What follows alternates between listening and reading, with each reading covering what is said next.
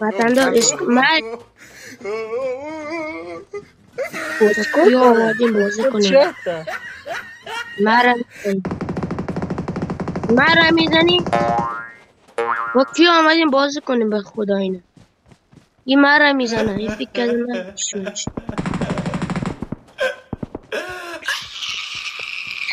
ریکال چی رقمی هسته؟ چی هسته؟ مثلا چیکار میشه؟ ریکال وقت ریکال وصل میشه از هوا میای پایین بازم زنده خب میمونی امیر میزنی؟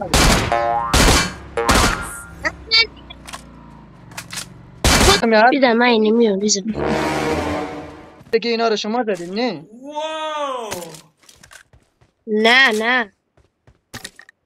پس چی رقم هسته؟ ما خود سر در نمیارم وطندار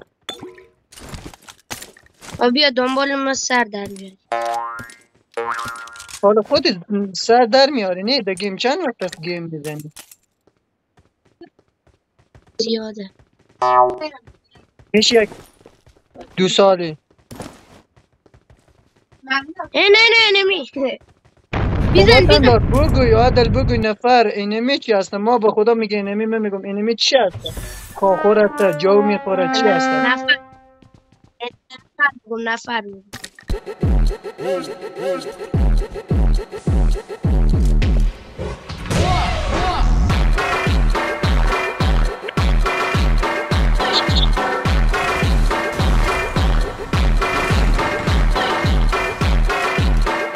اینا یک اسکوات هستن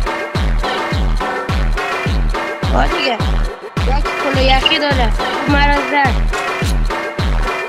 خدا یخیش از سرش بکشم بکش وطندار یه دی این یکی دیگه اوه